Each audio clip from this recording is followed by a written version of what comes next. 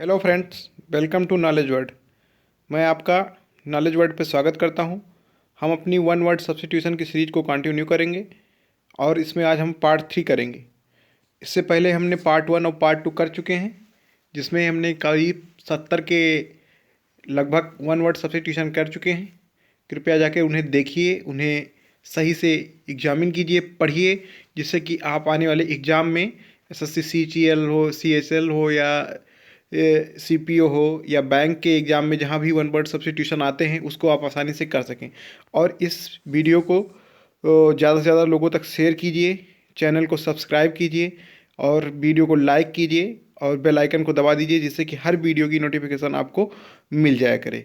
तो हम शुरू करते हैं अपना नेक्स्ट चैप्टर, जिसे कहते हैं पार्ट 3। तो दोस्तों, वन वर्ड सब्स्टिट्यूशन की तीसरी वीडियो में हम पढ़ने जा रहे हैं। पहला जो वर्ड है war of religion. War of religion क्या होता है दोस्तों? जब धर्म में दो धर्म के बीच में युद्ध छिड़ जाता है उसे वार ऑफ रिलीजन कहते हैं। जैसे कि इस्लाम और क्रिश्चियनिटी में युद्ध छिड़ गया था, तो उसे ही हम लोग वार ऑफ रिलीजन कहते हैं। और इसे इंग्लिश में बोलते हैं दोस्तों क्रूसेड, CRUSADE,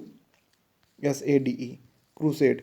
जो रिलीजन का दोस्तों वार होती है, युद्ध होता है, उसको क्रूसेड बोलते हैं। और उसमें जो सेनाएं पार्टिसिपेट करती हैं दोस्तों, उनमें दो प्रकार की सेनाएं पार्टिसिपेट करती हैं। एक होती है कैवेलरी, कैवेलरी ये घुड़सवार होते हैं। कैवल, CAVAL, कैवेल RY लगा देते हैं, कैवेलरी घुड़सवार होते हैं। और दूसरा होता है इन्फेंट्री। इन्फेंट्री मतलब होती है वो ट्रूप्स होते हैं जो कि बाई फुट चलते हैं। जो पैदल सेना होती है उसे इन्फेंट्री बोलते हैं। और कैवेलरी होती है जो कि जो हार्स बैक पे बैठे होते हैं सोल्जर्स, उन्हें हम लोग कैवेलरी बोलते हैं। और दूसरा हो गया इन्फेंट्री। तो वार ऑफ रिलीजन्स को क्या बोलते हैं दोस्तों? क्रूसेड बोलते हैं, CRUSADE। मुझे लगता है ये क्लियर हो गया होगा। दूसरा क्वेश्चन है the government by the novelty. Novelty मतलब होता है जो नोबल क्लास है, बड़े लोग हैं, अच्छे लोग हैं, कुलीन लोग हैं, उनका जो उनके द्वारा जो गवर्नमेंट होती है उसे हम लोग बोलते हैं एरिस्टोक्रेसी दोस्तों, एरिस्टोक्रेसी। एरिस्टोक्रेसी, ये जो क्रेसी वर्ड है दोस्तों, ये क्रेसी जहाँ भी लग जाता है ये टाइप ऑफ गवर्नमेंट को डिस्प्ले करता है। जहाँ भी क्रेसी हम लगा देते हैं तो वहाँ से फिर हमारा आ जाता है कि किस टाइप की गवर्नमेंट कहाँ पर रन कर रही है। जैसे कि अगर हम बात करें कि ब्यूरोक्रेसी, इसमें भी देखिए ये वर्ड लगा है क्रेसी। तो क्रेसी का मतलब होता है the government by the government official. Bureaucrats होते हैं आपके, तो गवर्नमेंट ऑफिशियल होते हैं। तो गवर्नमेंट किसके द्वारा? Government by the government official is called bureaucracy. इसी प्रकार का एक वर्ड होता है दोस्तों ऑटोक्रेसी। ऑटो मतलब होता है सेल्फ और क्रेसी मतलब होता है रूल। तो मतलब हो जाता है जहाँ self rule, the government by the one person, A self person, तो उसे बोलते हैं ऑटोक्रेसी दोस्तों। इसी प्रकार का एक वर्ड होता है ओलिगार्ची। ओलिगार्ची भी बहुत पूछा जाता है। ओलिगार्ची मतलब होता है the government by the a few person. Government by the a few person oligarchy कहलाता है दोस्तों। तो ओलिगार्च बोलते हैं जैसे कि 2, 4 या 10 लोगों का ग्रुप होगा, वही पूरे देश की गवर्नमेंट को रन करेंगे, इसे भी ओलिगार्ची बोलते हैं। जो कि अच्छे और धनिक लोग होते हैं, उन्हीं उनके द्वारा जो रूल होता है उसे ओलिगार्ची कहलाता है। और इसमें बहुत ही कम लोग शामिल होते हैं। इसमें हमारा जनता की तरह डेमोक्रेसी नहीं होती कि जनता के पास पावर होती है कि वो 5 साल या 4 साल या 6 साल जहाँ जैसा टर्म हो उसके बाद गवर्नमेंट को चुने। ओलिगार्ची। टू स्टोर एंड स्टॉक, जब आप किसी चीज़ को स्टोर करते हैं या उसका स्टॉक जमा कर लेते हैं तो दोस्तों इसे होर्ड बोलते हैं। ये तो बहुत कॉमन टर्म है, होर्डिंग कर लेते हैं दुकानदार, तो प्राइसेस बढ़ जाती हैं क्योंकि मार्केट में सामान उतनी मात्रा में अवेलेबल नहीं रहता है, तो उसकी उपलब्धता कम हो जाती है, तो फिर प्राइस बढ़ जाता है।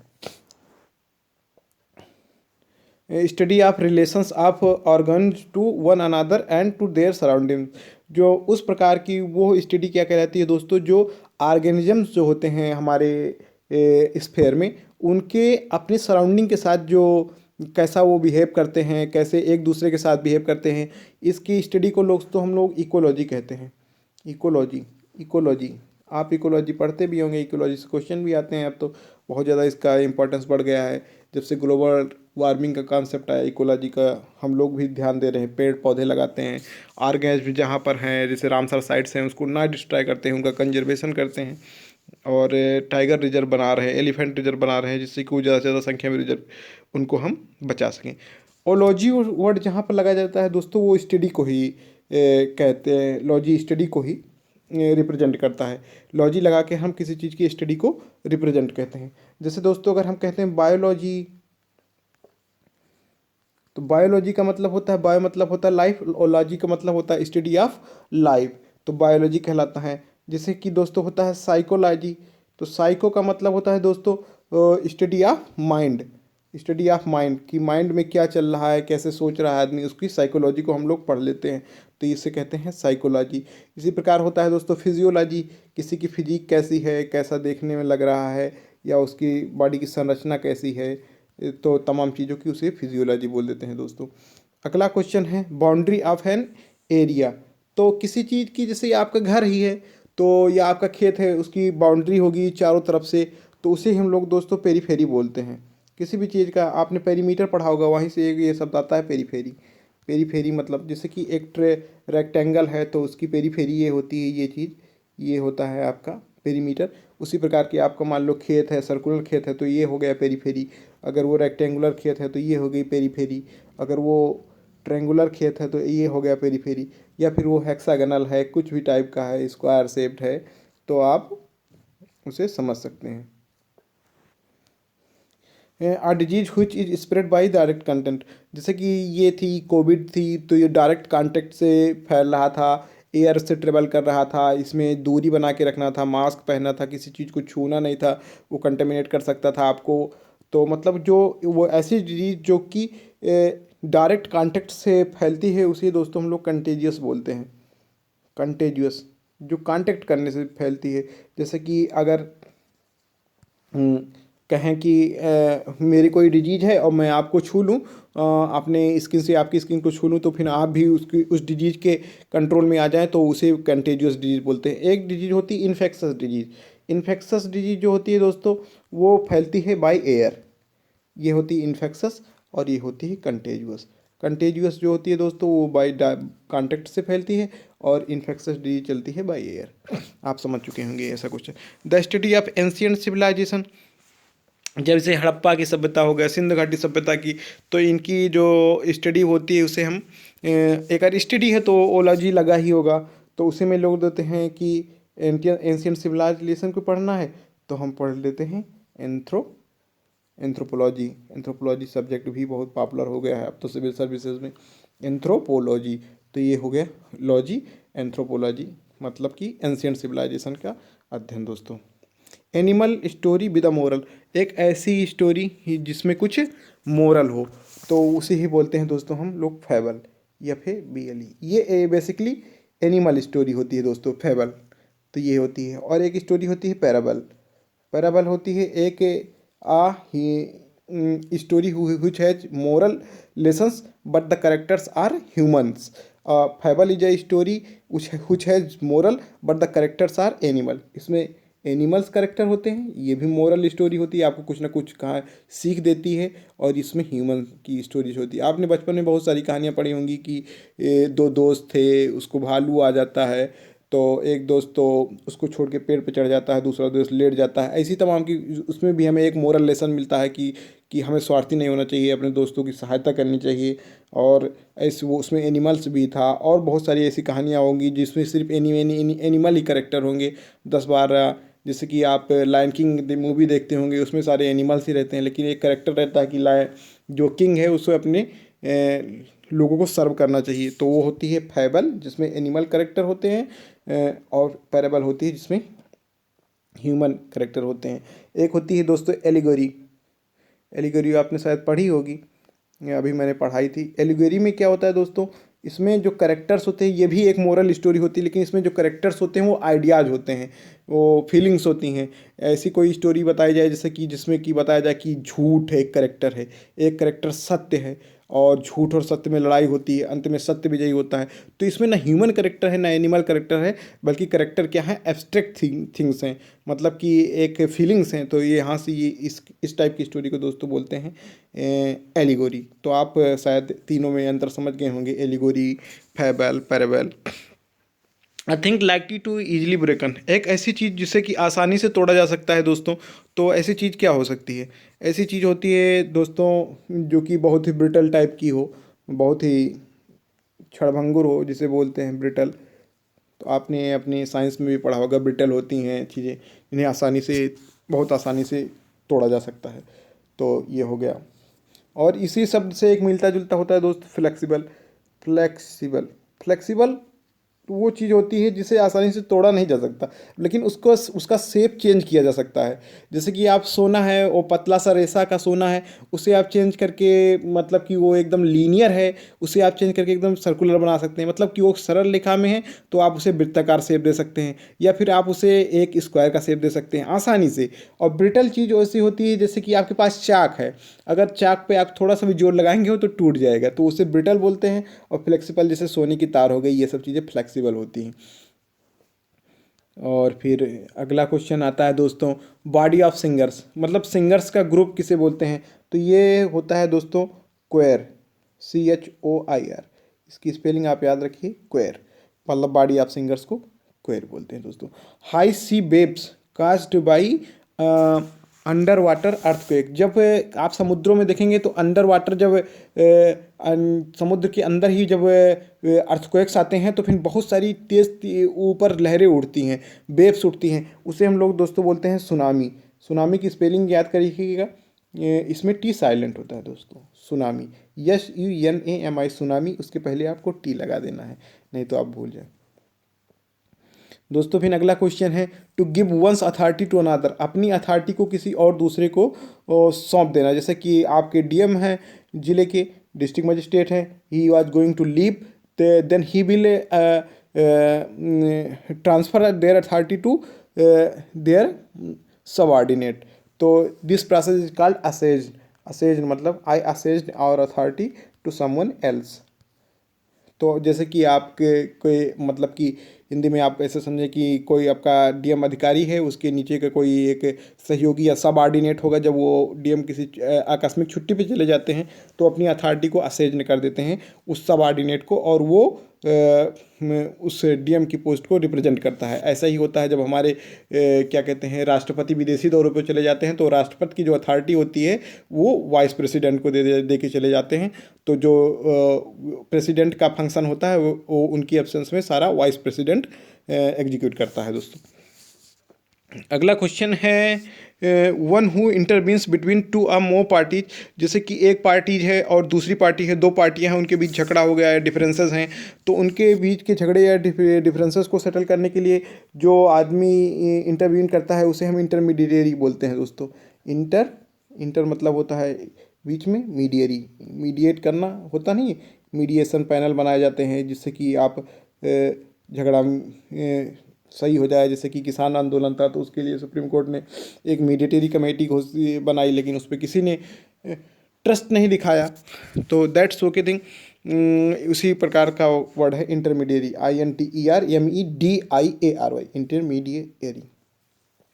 The absence of law and order, जब कहीं पर, जैसे कि ये भी किसान आंदोलन को 26 जनवरी को मार्च करने के लिए, परेड करने के लिए दे दिया गया, लेकिन बाद में क्या हुआ कि वहाँ पर मिसमैनेजमेंट हो गया और एकदम दंगे होने लगे, एब्सेंस हो गया लॉ एंड ऑर्डर का, तो उसे दोस्तों हम लोग बोल देते हैं कि एकदम एनार्की हो गई स्टेट में। There is no rule, now this is anarchy, मतलब देर इज़ नो रूल, ना law and order, people are not caring about law and order, they are easily breaking the rules and doing riots in the heart of the country, New Delhi, and they stormed the Lal Killa.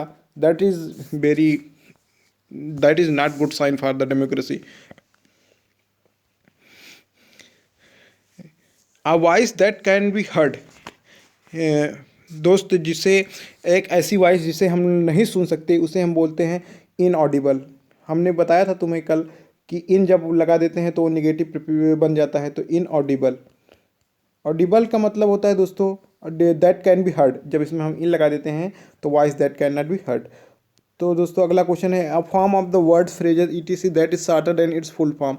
जैसे कि Hindustan aeronautical limited है, Hindustan aeronautical limited है दोस्तों, जो कि India की एक अच्छी कंपनी है।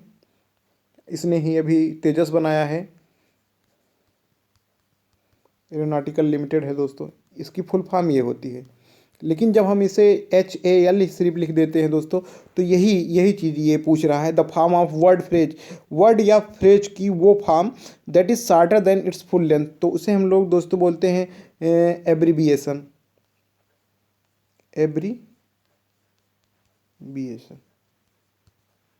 No no no no sorry sorry sorry sorry sorry sorry, ये HAL दोस्तों होता है एक्रोनिम, एक्रोनिम,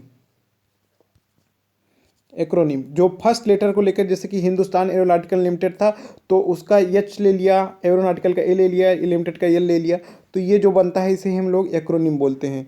और मतलब जो वर्ड या phrase that is shorter than its full form, तो उसे हम लोग दोस्तों एब्रीबिएशन बोलते हैं, एब्रीबिएशन होते हैं। एब्रीबिएशन बहुत सारे आप इंटरनेट पर सर्च करिए मिल जाएंगे, तो आप वहाँ से देख लीजिएगा, एब्रीबिएशन होते हैं। अभी मुझे कोई याद नहीं आ रहा है एब्रीबिएशन, जैसे कि बहुत सारे स्लैंग्स को भी एब्रीबिएशन ही बोल सकते हैं। और एक्रोनिम में आप समझ गए हैं, जब हम पहला लेटर लेके बनाते हैं किसी का तो वो होता है एक्रोनिम। चलिए आगे चलते हैं। A confused complicated and embarrassing situation, एक ऐसी सिचुएशन जिसमें आप एकदम कंफ्यूज हो जाएं और कॉम्प्लिकेटेड हो जाए और वो आपको एम्बैरस करे, तो ऐसी सिचुएशन को दोस्तों हम क्या बोलते हैं, ऐसी सिचुएशन को हम दोस्तों इम्ब्रोग्लियो बोलते हैं, कि द स्टेट ऑफ इम्ब्रोग्लियो, कि this thing caused state of imbroglio, imbroglio, IMBROGLIO,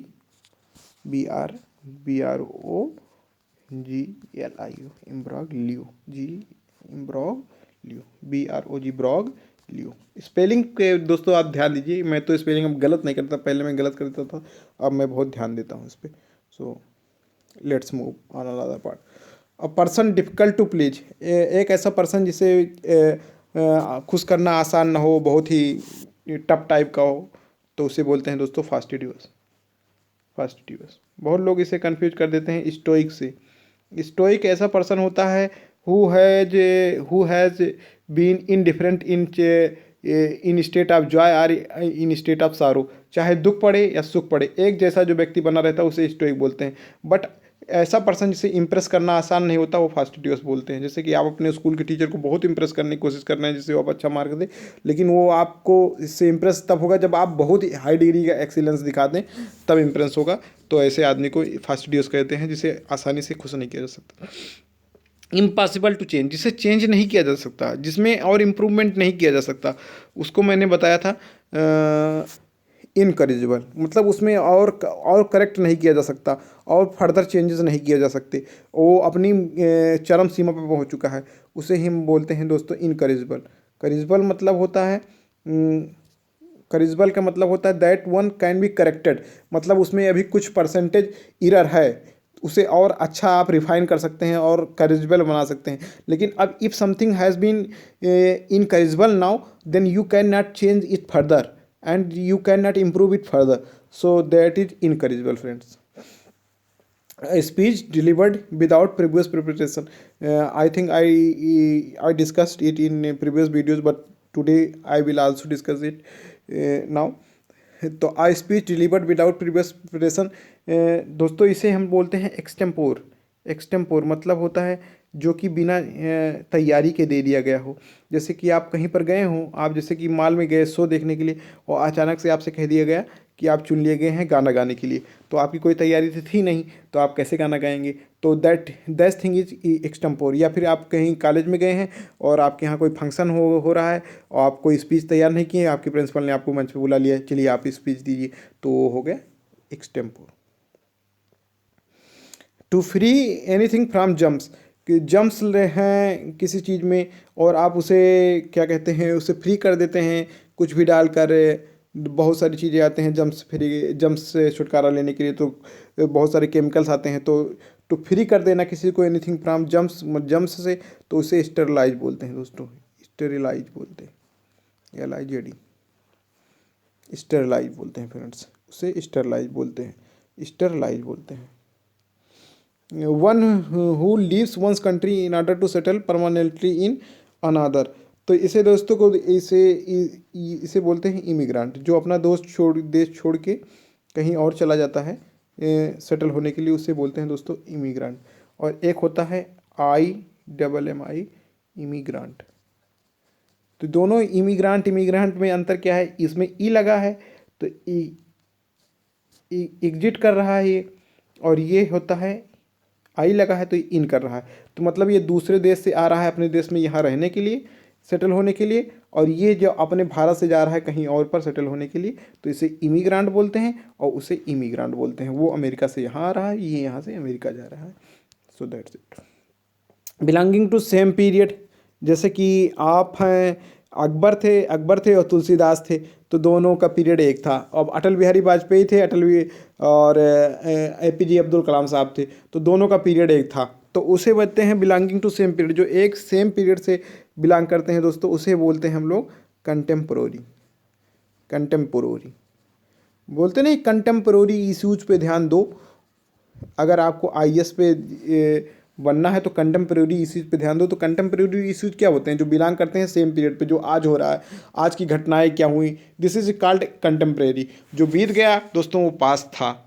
और कहते हैं Akbar and Tulsidas were contemporary, APJ Abdul Kalam and Atal Bihari Vajpayee और कंटेम्प्रेरी, जो Pandit Jawaharlal Nehru and Winston Churchill was contemporary. So I think you have understand this thing. One who compiles dictionary, दोस्तों ये बहुत ही आसान शब्द है, आपको इसको पता ही होगा, लेक्सिकोग्राफर इसे बोलते हैं, ये लेक्सिकोग्राफर। ग्राफर का मतलब ये होता है, ग्राफी का मतलब होता है कि किसी चीज़ को कंपाइल करना या फिर ग्राफ लिखना उसको, तो वही हो जाता है lexicographer. One who knows everything friends, तो ये तो आपको पता ही होगा, ओमनीसिएंट बोलते हैं, इस ओमनी SCIENT, ओमनीसिएंट, मतलब ये एक शब्द होता है वन हु नोज एवरीथिंग। ऐसा ही एक शब्द होता है ओमनीपोटेंट, वो आदमी जो सब कुछ जानता है उसे ओमनीसिएंट बोलते हैं। One who knows everything, one who all powerful, जो इसे सर्वशक्तिमान बोलते हैं, ओमनीपोटेंट बोलते हैं दोस्तों से, तो हो जाता है ओमनीपोटेंट, वो हो जाता है ओमनीसिएंट। वैसे ही कल मैंने आपको एक शब्द बताया था, तो ओमनीबोरस,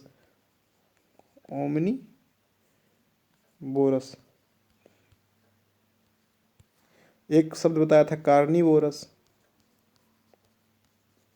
और एक शब्द बताया था हर्बीवोरस। दोस्तों हर्बीवोरस कौन होता है, वन हु ईट्स हर्ब्स, मतलब होता है जो शाकाहारी होता है, जो घास फूस खाता है। और एक होता है कार्निवोरस, जो मांस को खाता है। ओमनीवोरस, जो मांस और हर्ब्स दोनों को खाता है, ये होता है। A person who dishonestly pretend to be somebody else, तो मतलब एक ऐसा आदमी जो कि बहुत ही डिसऑनेस्ट तरीके से प्रिटेंड करता है समबडी एल्स होने का। जैसे कि आप हैं और आप अपनी बुआ के लड़के से कभी नहीं मिले हैं, लेकिन वो कोई दूसरा पर्सन आता है और आपसे कहता है कि मैं आपकी बुआ का लड़का हूँ, तो मतलब वो डिसऑनेस्टली, बेईमानी भरी तरीके से कुछ कोई और होने का प्रिटेंड करता है। ये तो एक मैंने एग्जांपल दे दिया। या फिर मान लीजिए कोई आपका मित्र है, लेकिन वो अंदर ही अंदर शत्रु है, तो मतलब कि वो आपका मित्र होने का प्रिटेंड कर रहा है, लेकिन वो है एक्चुअल में शत्रु। तो ऐसे ही व्यक्ति को दोस्तों हम लोग बोलते हैं इम्पोस्टर, बहरूपिया। या फिर कोई आदमी बहुत ही गरीब है, लेकिन वो अच्छी सोसाइटी में जाकर दिखा रहा है, देखो मैं कितना अमीर हूँ, वो अपने आप को दूसरा कुछ प्रिटेंड करने की कोशिश करता है बेईमानी भरे तरीके से, तो इम्पोस्टर। और वहाँ दूसरे लोगों को क्या करता है, गुमराह करता है।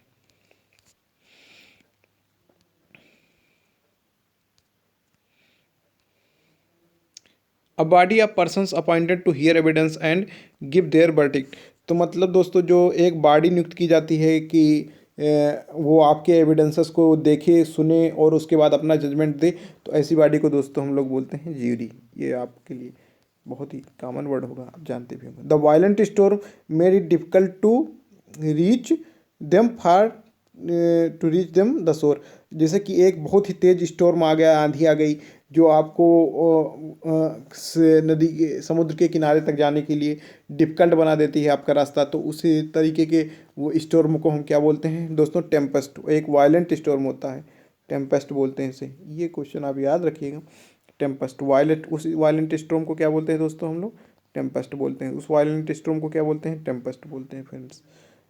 A situation that stop an activity from progressing. एक ऐसी सिचुएशन जो कि किसी एक्टिविटी को या कोई चीज़ को आगे प्रोग्रेस होने से रोकती है, तो उस सिचुएशन को हम लोग बोलते हैं बॉटल नेक।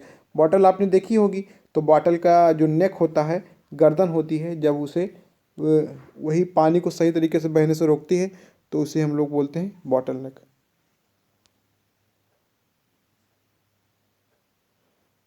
केयरफुल एंड थारो इंक्वायरी। केयरफुल एंड थारो इंक्वायरी को मतलब जो बहुत सावधानी से और पूरे समग्र तरीके से जो इंक्वायरी की जाती है, जांच पड़ताल की जाती है, उसे हम लोग इन्वेस्टिगेशन करते हैं। यही इसे पुलिस लोग करते हैं, तो इसे बोलते हैं इन्वेस्टिगेशन। इन्वेस्टिगेशन, GATION, इन्वेस्टिगेशन बोलते हैं, इन्वेस्टिगेशन बोलते हैं। The art practised by statesman and ambassador. Statesman दोस्तों क्या होते हैं? जो जैसे राजनेता होते हैं, उन्हें स्टेट्समैन बोलते हैं। जैसे मोदी जी स्टेटमैन है, राजनाथ सिंह स्टेटमैन है, राहुल गांधी स्टेटमैन है, प्रियंका गांधी वाड्रा जी स्टेटमेंट है। ये सब लोग स्टेटमेंट्स है, नेता हैं। जो ट्रम्प जी थे वो ने स्टेटमेंट है, जो बाइडेन है वो सब स्टेटमेंट है। और एम्बेसडर जो होते हैं, जो भारत के अन्य देशों में दूत जाते हैं, जो भारत को रिप्रेजेंट करते हैं, तो वो वहाँ के एम्बेसडर कहलाते हैं। तो जो इनके द्वारा आर्ट प्रैक्टिस की जाती है, जिसका ये लोग पालन करते हैं, जिस पे कोई एडहेरेंस रहते हैं, जिसका, तो इसे बोलते हैं डिप्लोमेसी। इसे बोलते हैं diplomacy. Diplomacy.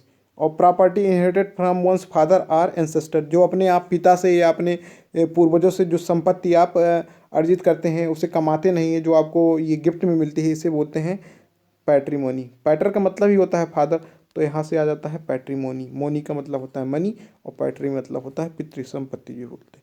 A form of government in which people have a voice in the expression exercise of power. एक ऐसी गवर्नमेंट जिसमें लोगों के पास पावर होती है कि वो अपनी शक्ति दिखा सकें, तो ऐसी प्रकार की गवर्नमेंट को या फिर ऐसे प्रकार के सिस्टम को हम लोग ही बोलते हैं दोस्तों डेमोक्रेसी।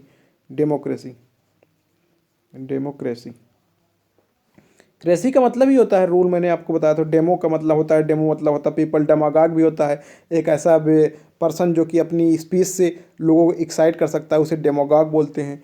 तो यहाँ से हो जाता है डेमोक्रेसी। ऐसे ही मैंने बताया था आपको ऑटोक्रेसी। ऑटोक्रेसी मतलब होता है रूल, ऑटो मतलब होता है सेल्फ।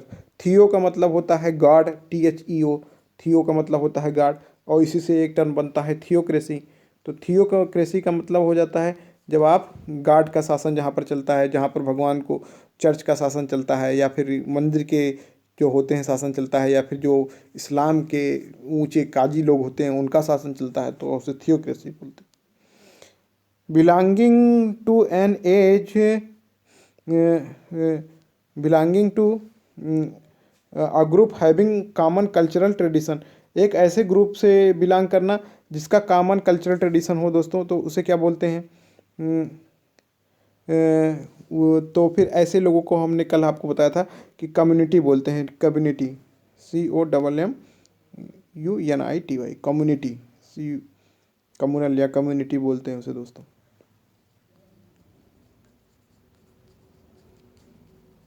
कल मैंने आपको बताया था नेबर। नेबर का मतलब होता है जो हमारे घर के आस पड़ोस के लोग होते हैं, वो हमारे नेबर कहते हैं। लेकिन जब हम एक क्या कहते हैं, same group belonging to group having common culture या ट्रेडिशन, तो उसे कम्युनल या कम्युनिटी बोलते हैं। कम्युनल। कम्युनल मेरे ही कम्युनिटी का है, मेरे कम्युनल कम्युनल का है। जैसे कि हिंदू लोग हो गए, उनकी जो प्रैक्टिसेस होती हैं, कल्चर ट्रेडिशंस होते हैं, अलग होते, एकदम सेम होते हैं। इस्लाम के लोगों का अलग होता है। हिंदू में भी बहुत सारी ट्राइब्स हैं जिनका अलग अलग कल्चर होता है, अलग अलग त्यौहार होता है, अलग अलग चीज़ें होती हैं। तो दैट्स इट फ्रेंड्स। अपने दोस्तों में से शेयर करें ज़्यादा से ज़्यादा। जिससे सभी लोग इस चैनल का लाभ उठा सकें और हम इस सीरीज को आगे कंटिन्यू रखेंगे और ऐसे ही ये सीरीज आती रहेगी और भी इस चैनल में बहुत कुछ आएगा। तो देखने के लिए धन्यवाद। Thank you. Bye bye.